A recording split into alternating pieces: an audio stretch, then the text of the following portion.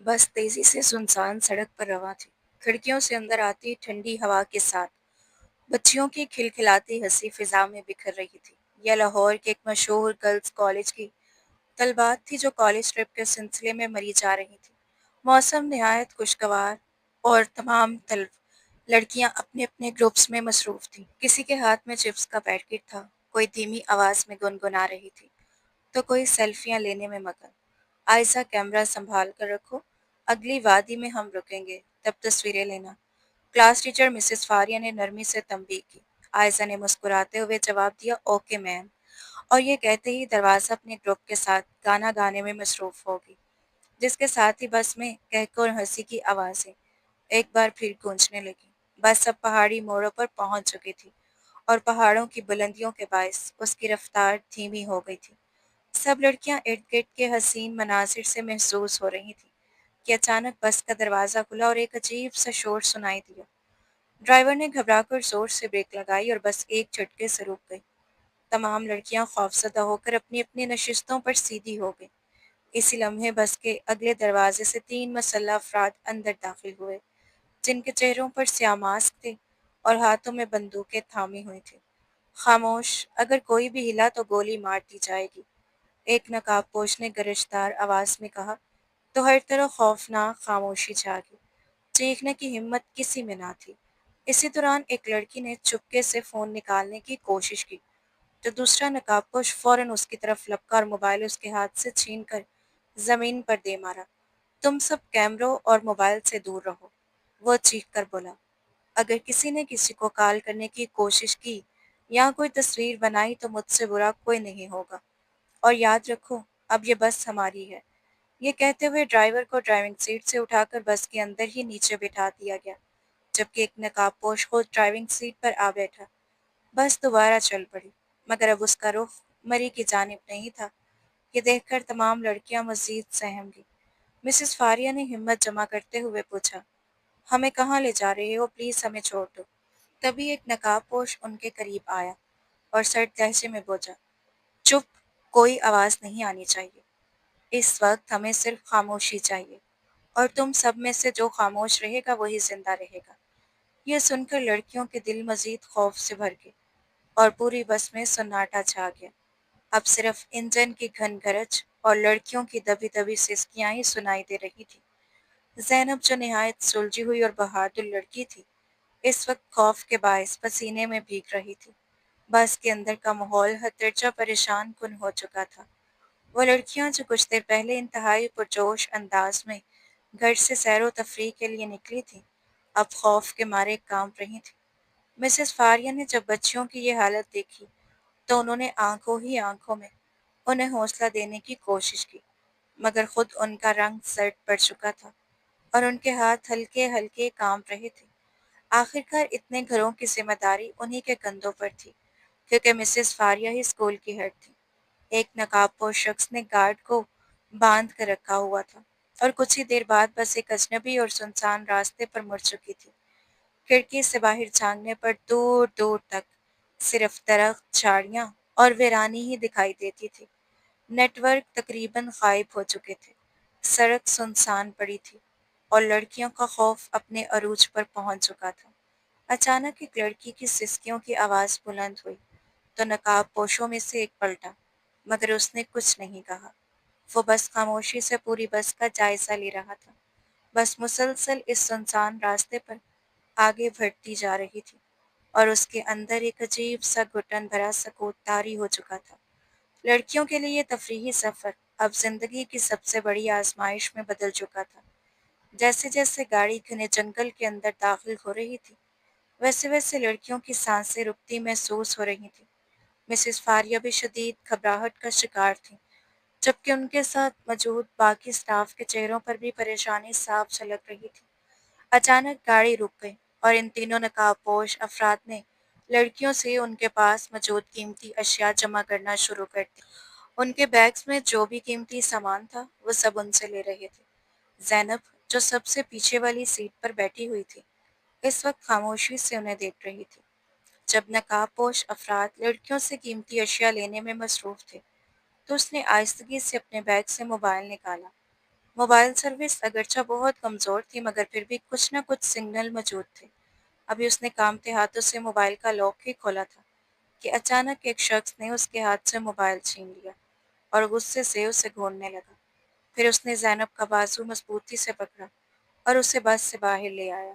اس کی آواز غصے سے بھری ہوئی تھی جب وہ بولا، میں نے تمہیں منع کیا تھا کہ کوئی بھی ہوشیاری دکھانے کی کوشش مت کرنا۔ اب دیکھو میں تمہارے ساتھ کیا کرتا ہوں۔ ادھر اس کے دوسرے ساتھی تمام لڑکیوں اور ٹیچر سے ان کی قیمتی اشیاء، موبائل فون، نقد رقم اور وہ سونا بھی چھین چکے تھے جو بعض ٹیچرز نے پہن رکھا تھا۔ تبھی انہوں نے ڈرائیور کو گاڑی کی چابی تھماتے ہوئے کہا، جاؤ اپنی گاڑی لے جاؤ۔ زینب بس کے قریب کھڑی تھی۔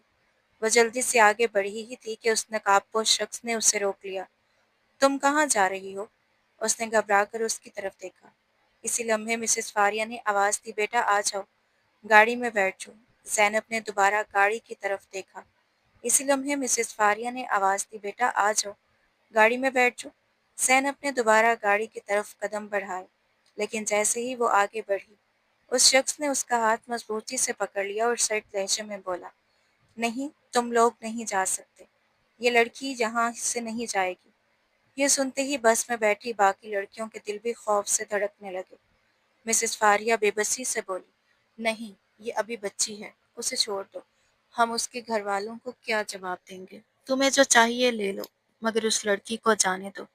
ان کی بات سن کر وہ شخص زور سے ہنسا اور بولا، اب ایسا ممکن نہیں۔ اگر باقی لڑکیوں کو محفوظ دیکھنا چاہتی ہو تو فوراً یہاں سے چلی جاؤ، ورنہ غصے میں آ کر میں باقی لڑکیوں کو بھی روک لوں گا۔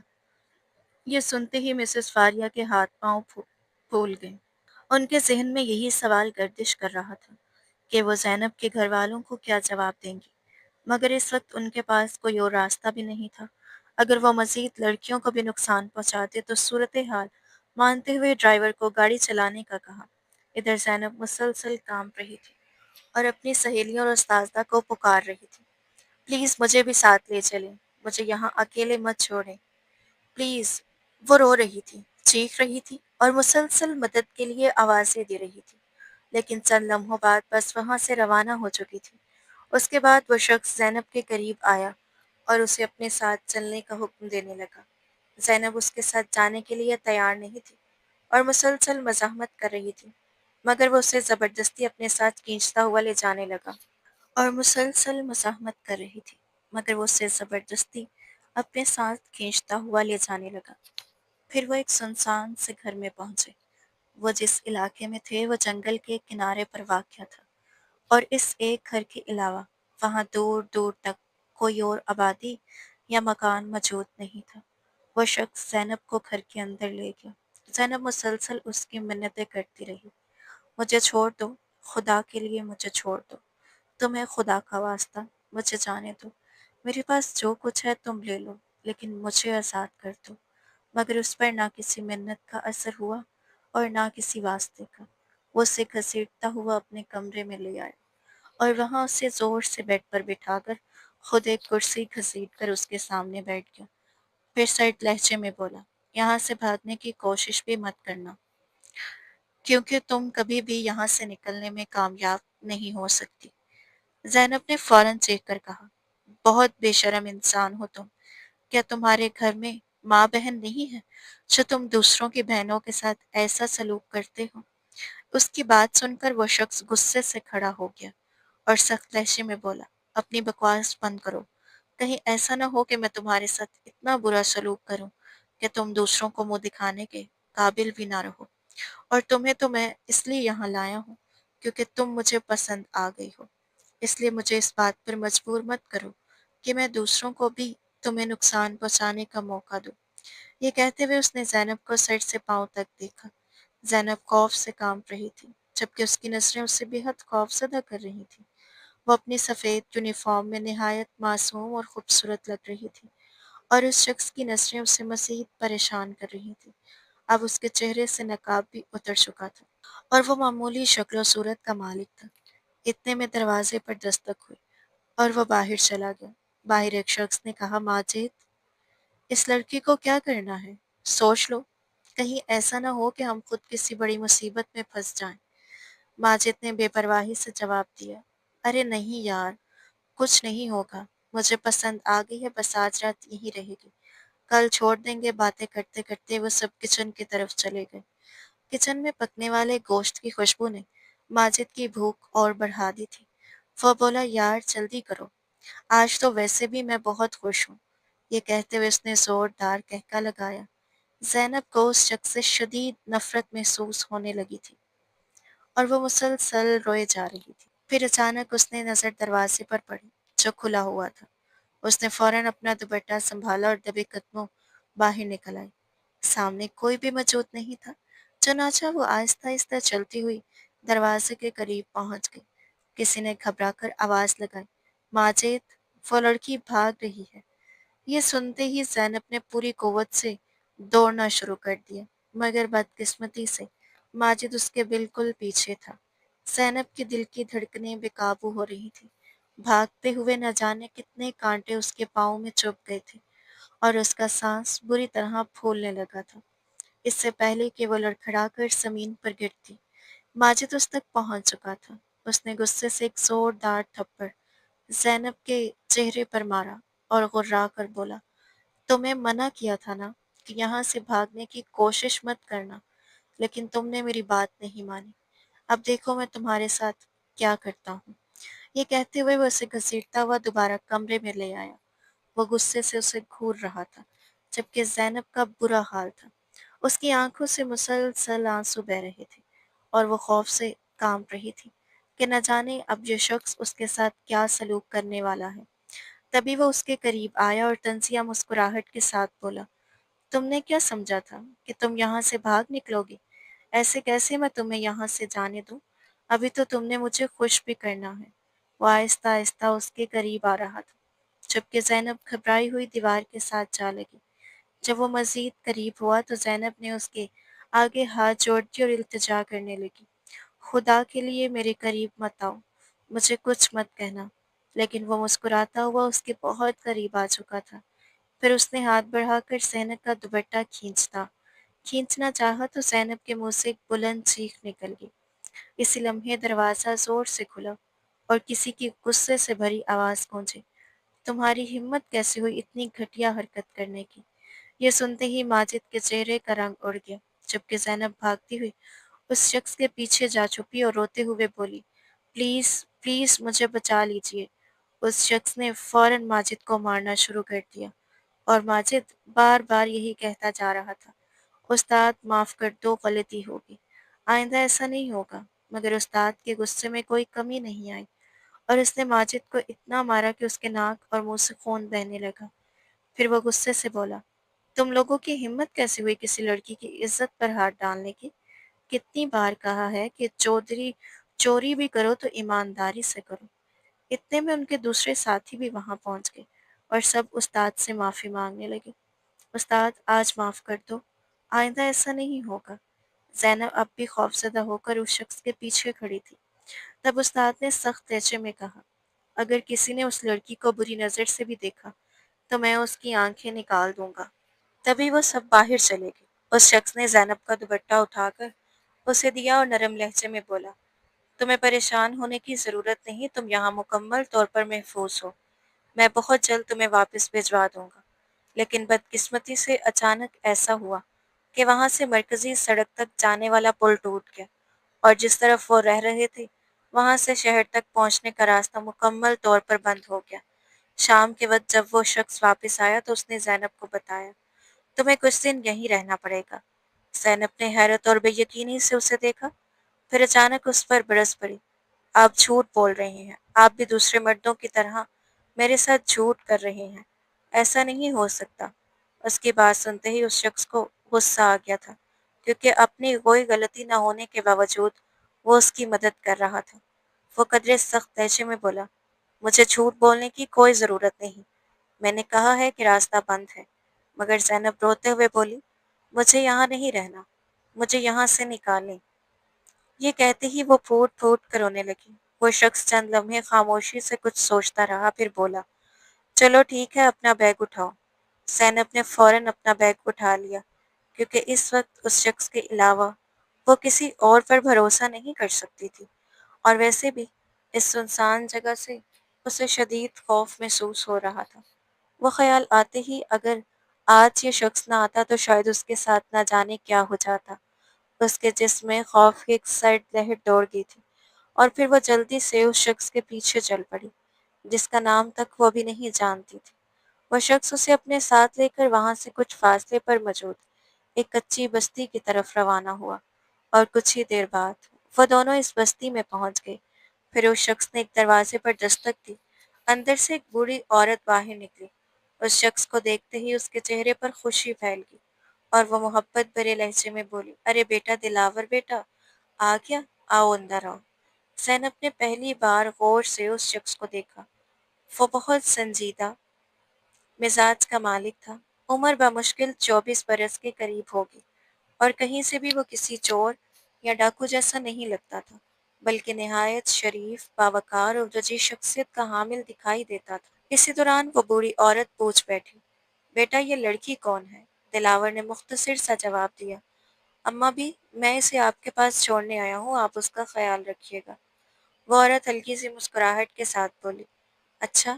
اس کے بعد اس نے دلاور سے کوئی اور سوال نہیں کیا۔ دلاور زینب کو وہاں چھوڑ کر واپس چلا گیا تھا۔ تبھی وہ بوڑھی عورت زینب کو اپنے ساتھ اندر لے آئی اور نرمی سے پوچھنے لگی، تم کون ہو بیٹا؟ زینب کی آنکھوں سے آنسو بہنے لگے، اور اس نے روتے ہوئے ساری حقیقت لفظ با لفظ اسے بتا دی۔ اس کی بات سن کر وہ عورت بولی، ہاں بیٹا، یہاں سے شہر تک جانے والا راستہ بند ہے، پتہ نہیں اسے کھلنے میں کتنے دن لگ جائیں گے، لیکن تمہیں پریشان ہونے کی ضرورت نہیں ہے۔ دلاور برا انسان نہیں ہے، وہ عورتوں کی عزت کرنا جانتا ہے۔ باقی لوگوں کے بارے میں تو میں کچھ نہیں جانتی، مگر دلاور دل کا بہت اچھا ہے۔ جب بھی وہ پریشان ہوتا ہے تو میرے پاس ہی آ جاتا ہے۔ اس کی ماں تو برسوں پہلے اس دنیا سے جا چکی تھی۔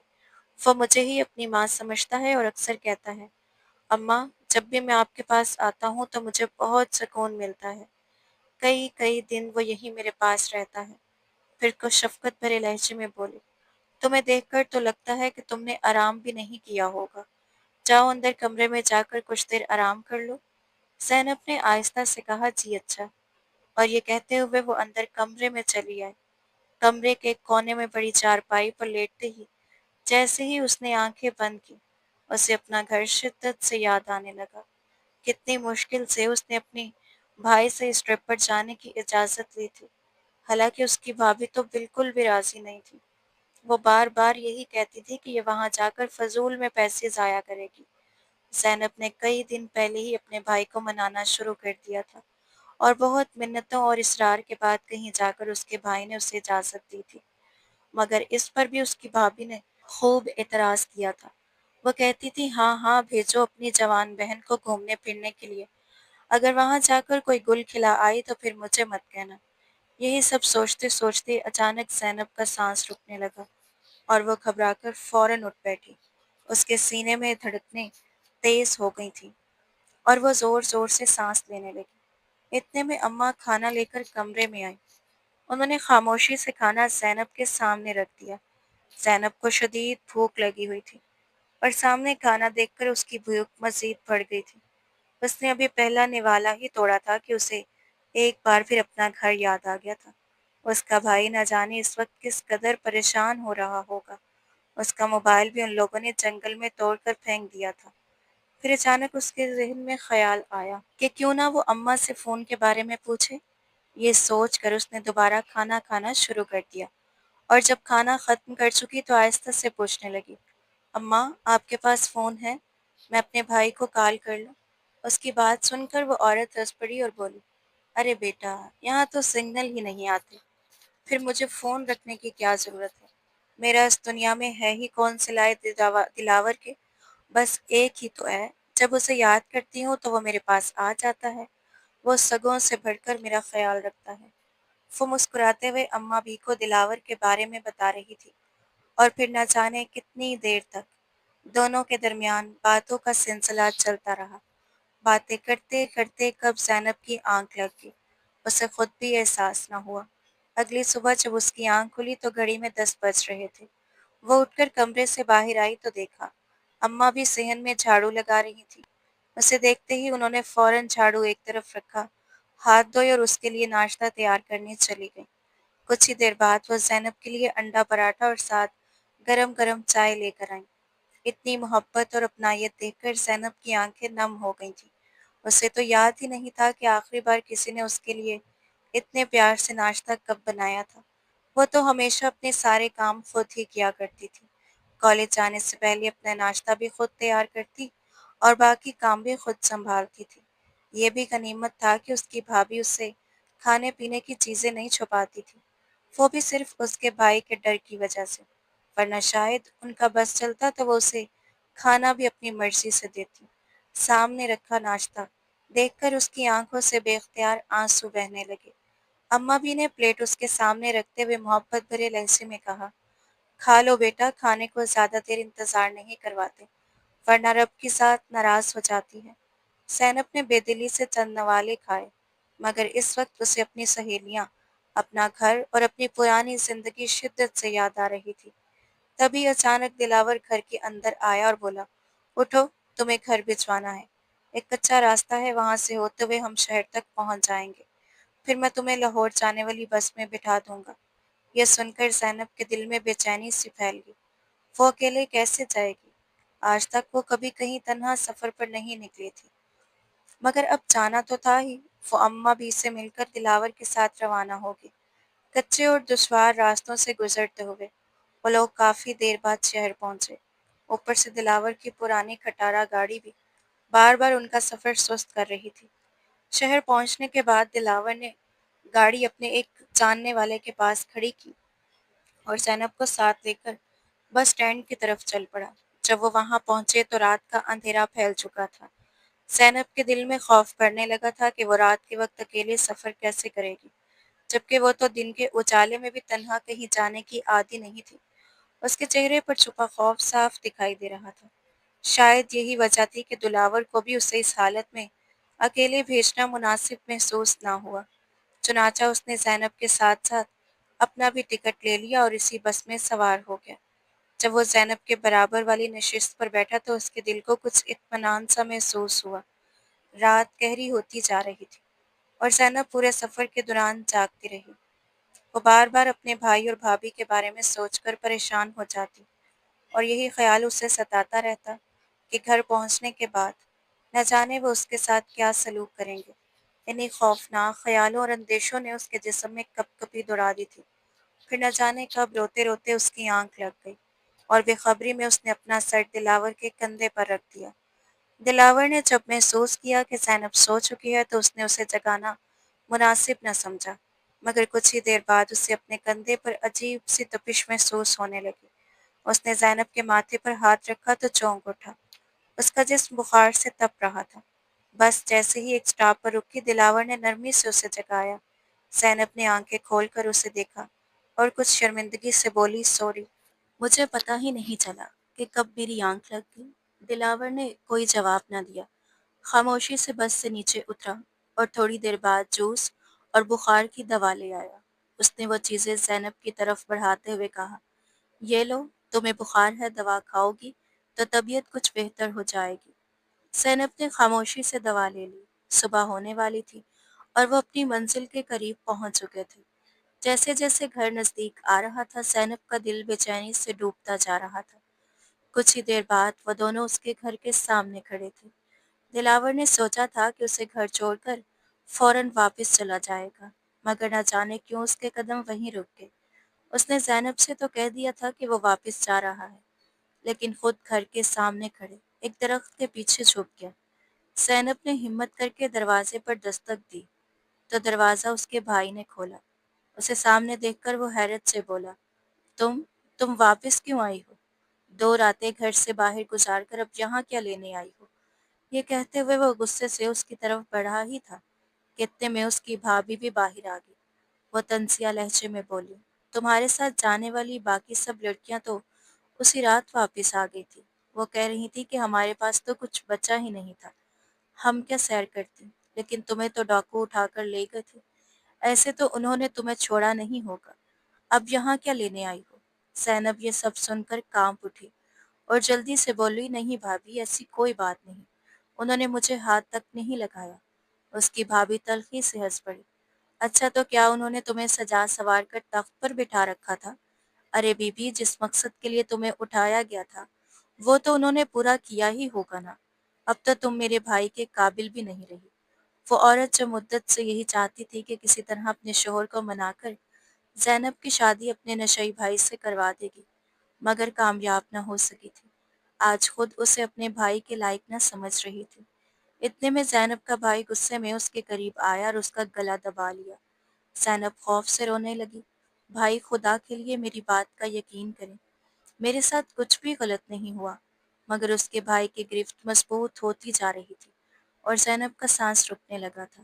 یہ منظر دیکھ کر دلاور سے مزید برداشت نہ ہو سکا۔ وہ فوراً درخت کے پیچھے سے نکل کر ان کے سامنے آ گیا اور جلدی سے زینب کے بھائی کا ہاتھ پکڑتے ہوئے بولا، یہ آپ کیا کر رہے ہیں؟ دلاور زینب کو چھڑوانے کی کوشش کرنے لگا تو اس کا بھائی غصے سے دلاور کی طرف لپکا اور بولا، تم کون ہو اور ہماری باتوں کے درمیان آنے کی تمہاری ہمت کیسے ہوئی؟ دلاور نے نہایت سنجیدگی سے کہا، پلیز پہلے میری بات سن لیں، یہ لڑکی بے قصور ہے، ایک حادثہ ہوا تھا، آپ خدا را اس سے بھول جائیں، جس طرح گھر سے گئی تھی اسی طرح پاک دامن واپس آئی ہے۔ زینب کی بھابھی فوراً بول اٹھی، تم کون ہوتے ہو اس کی صفائی دینے والے؟ دلاور خاموش رہا تو زینب نے روتے ہوئے کہا، اس شخص نے میری جان بچائی ہے۔ مگر اس کی بھابھی چیخ کر بولی، جھوٹ بولتی ہو تم، ضرور اسی کے ساتھ مکالا کر کے آئی ہو، دفع ہو جاؤ یہاں سے، اس گھر میں تمہارے لیے کوئی جگہ نہیں۔ یہ سنتے ہی زینب اپنے بھائی کے قدموں میں گر گئی اور روتے ہوئے بولی، نہیں بھائی، ایسا مت کریں، میں کہاں جاؤں گی؟ مگر اس کے بھائی نے اسے ایک زوردار ٹھوکر ماری، اسے دھکا دیا اور دروازہ بند کر دیا۔ زینب وہیں دہلیز پر بیٹھی پھوٹ پھوٹ کر روتی رہی، جبکہ صبح کی روشنی چاروں طرف پھیل چکی تھی۔ تبھی دلاور اس کے قریب آیا اور آہستہ سے بولا، اب تم کہاں جاؤ گی؟ زینب نے ٹوٹے ہوئے لہجے میں جواب دیا، میں کہاں جا سکتی ہوں، جہاں بھی جاؤں گی بھابھی مجھے عزت سے جینے نہیں دیں گی۔ دلاور نے اس کے کندھے پر ہاتھ رکھا، اسے سہارا دے کر اٹھایا اور کہا، چلو۔ زینب نے حیرت سے اسے دیکھا اور پوچھا، کہاں؟ دلاور نے مختصر سا جواب دیا، وہیں جہاں سے تم آئی تھی۔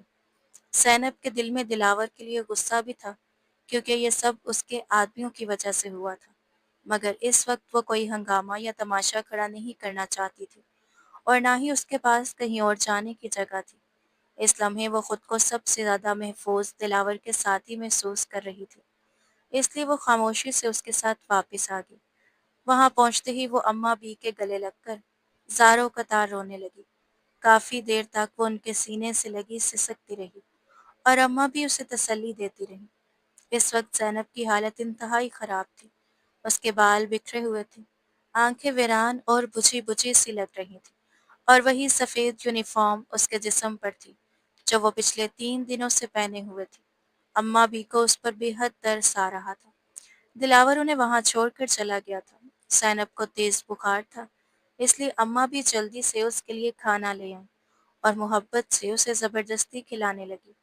زینب بیٹا، کچھ کھا لو، پھر میں تمہیں دوا دوں گی۔ مگر زینب مسلسل روئے جا رہی تھی اور بار بار یہی کہہ رہی تھی، پتہ نہیں میں اب تک زندہ کیوں ہوں، میں اپنی امی ابو کے پاس کیوں نہیں چلی گئی؟ اماں بی نے نرمی سے اسے سمجھایا، بیٹا، زندگی اللہ کی بہت بڑی نعمت ہے، ایسی باتیں نہیں کرتے، جو کچھ تمہارے ساتھ ہوا وہ ایک حادثہ تھا، تمہیں شکر ادا کرنا چاہیے کہ تم محفوظ ہو اور بچ گئی ہو، تمہیں نہیں معلوم دلاور نے اس شخص کے ساتھ کیا کیا ہے۔ زینب نے حیرت سے ان کی طرف دیکھا تو اماں بھی بولی، میں سچ کہہ رہی ہوں، جب دلاور تمہیں لاہور چھوڑنے گیا تھا تو مجھے بازار سے کچھ چیزیں منگوانی تھی۔ دلاور کا ایک آدمی سامان دے کر گیا تھا، اسی نے بتایا کہ دلاور نے اس آدمی کو اتنا مارا کہ اس کی ایک ٹانگ تک توڑ دی۔ دلاور اپنے اصولوں کا بہت پکا ہے آدمی۔ زینب زینب خاموشی سے اس کی باتیں سنتی رہی، پھر اماں بی نے اسے پیار سے کھانا کھلایا، بخار کی دوا دی اور اس کے سر پر ہاتھ پھیرتے ہوئے بولی، اب کچھ دیر آرام کر لو بیٹا، انشاءاللہ تمہاری طبیعت سنبھل جائے گی۔ لیکن نیند تو زینب کی آنکھوں سے کوسوں دور تھی، اسے بار بار اپنے بھائی اور بھابھی کی یاد ستا رہی تھی۔ وہ سوچ رہی تھی کہ اس کے ماں باپ کی روحیں کس قدر تڑپ رہی ہوں گی۔ یہ خیال آتے ہی اس کی آنکھوں سے پھر آنسو بہنے لگے۔ تبھی دلاور اندر آیا اور اس کے ہاتھ میں ایک بڑا سا شاپنگ بیگ تھا۔ اس نے وہ بیگ زینب کو پکڑاتے ہوئے کہا، اگر کسی اور چیز کی ضرورت ہو تو مجھے بتا دینا، میں لے آؤں گا۔ اس وقت زینب کا دل کسی چیز کو دیکھنے کا نہیں تھا۔ اس نے بیگ ایک طرف رکھ دیا اور دوبارہ رونے لگی۔ دلاور اور اماں بھی یہ محسوس کرتے تھے کہ اسے اپنے دل کا بوجھ ہلکا کرنے کے لیے تنہائی کی ضرورت ہے، اسی لیے وہ اسے اکیلا چھوڑ کر باہر چلے گئے۔ زینب کافی دیر تک روتی رہی، پھر آہستہ آہستہ اس نے خود کو سنبھالنے کی کوشش کی۔ وہ جانتی تھی کہ اگر وہ اپنے بھائی کے پاس واپس چلی جاتی تو شاید وہ اسے زندہ نہ چھوڑتا۔ اس سے پہلے بھی جب اس کی بھابھی نے اس پر ایک چھوٹا الزام لگایا تھا تو اس کے بھائی نے غصے میں آ کر اس کے بال پکڑ لیے تھے اور اس کے چہرے پر اتنے تھپڑ مارے تھے کہ اس کا چہرہ سرخ ہو گیا تھا۔ اور اس بار تو معاملہ پہلے سے کہیں زیادہ سنگین تھا، کیونکہ وہ دو راتیں گھر سے باہر گزار کر آئی تھی۔ بے شک اس کے ساتھ کچھ بھی غلط نہیں ہوا تھا، لیکن اس کا بھائی اس بات پر یقین کیسے کرتا؟ اور اگر وہ یقین کر بھی لیتا تو اس کی بھابھی کبھی اس بات کو تسلیم نہ کرتی۔ انہی سوچوں میں اسے اچانک یاد آیا کہ دلاور اس کے لیے کچھ دے کر گیا تھا۔ اس نے شاپنگ بیگ کھولا تو اس میں کپڑوں کے ساتھ ساتھ روزمرہ ضرورت کی کئی چیزیں بھی موجود تھیں۔ اس نے ان میں سے ایک سوٹ نکالا اور واش روم چلی گئی۔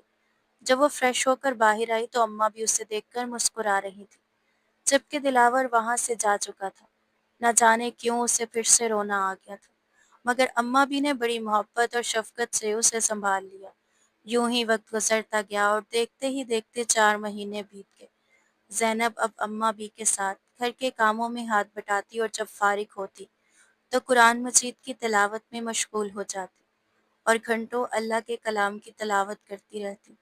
دلاور بھی وقتاً فوقتاً آتا رہتا اور ان کی ضرورت کی ہر چیز لا کر دے جاتا۔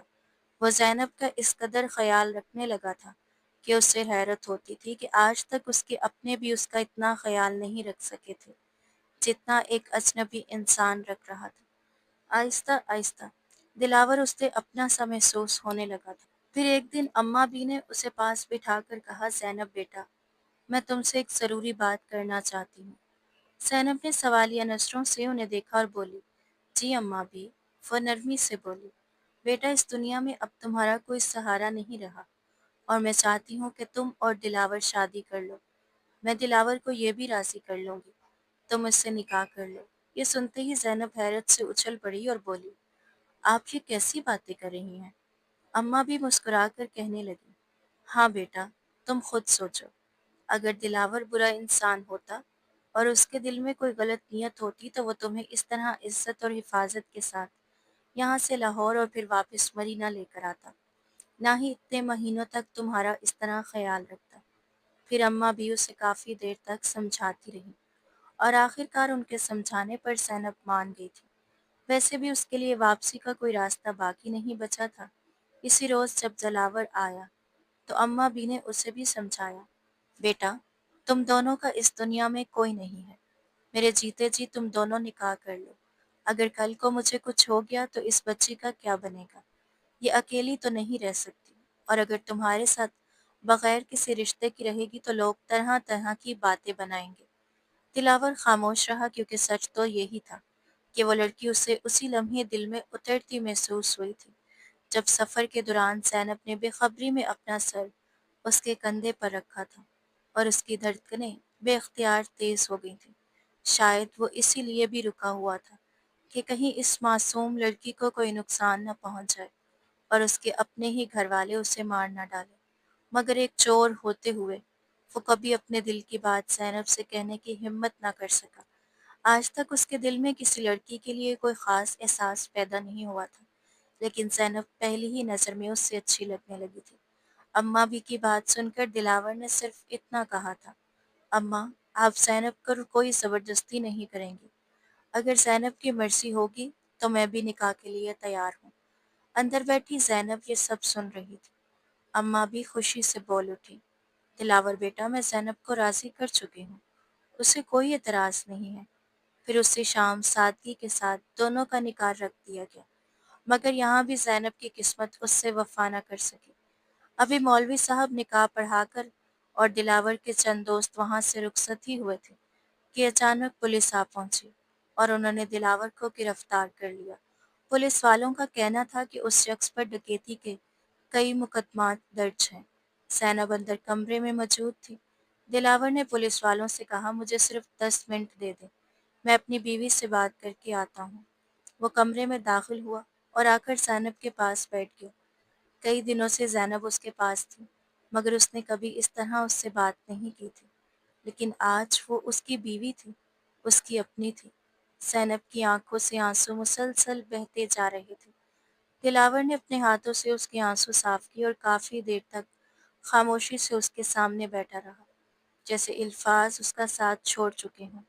پھر آہستہ سے بولا، میں نے کبھی کسی کا برا نہیں چاہا زینب، میری زندگی میں جو کچھ بھی ہوا اس میں میرا ارادہ کبھی غلط نہیں تھا، لیکن حالات کبھی کبھی انسان کو وہاں لا کھڑا کر دیتے ہیں جہاں سے واپسی صرف صبر اور انتظار کے سہارے ممکن ہوتی ہے۔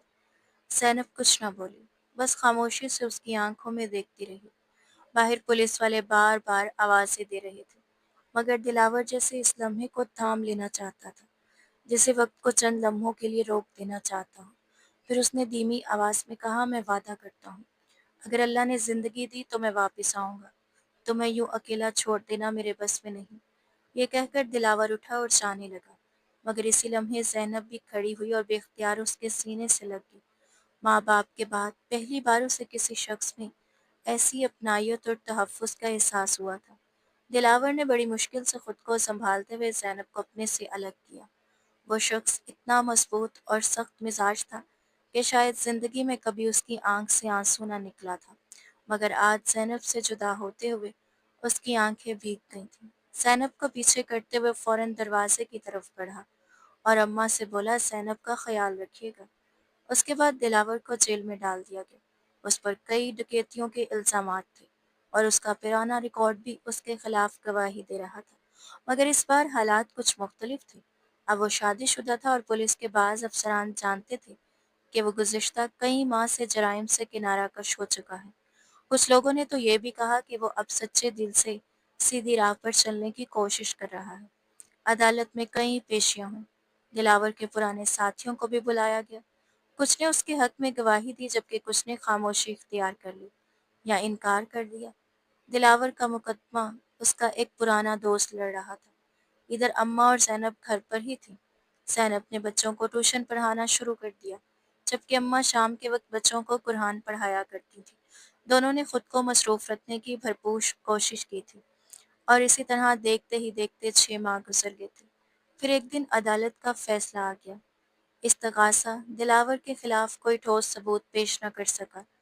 کئی گواہوں نے اپنے بیانات بدل دیے تھے اور بعض مقدمات میں اصل ملزمان بھی گرفتار ہو چکے تھے۔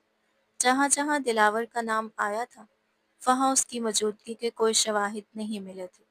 آخرکار جج نے اسے بری طرح بری کرنے کا حکم سنا دیا، مگر ایک شرط کے ساتھ کہ اگر آئندہ اس پر دوبارہ کوئی مقدمہ قائم ہوا تو اسے پھر گرفتار کر لیا جائے گا اور اس بار سزا پہلے سے کہیں زیادہ سخت ہوگی۔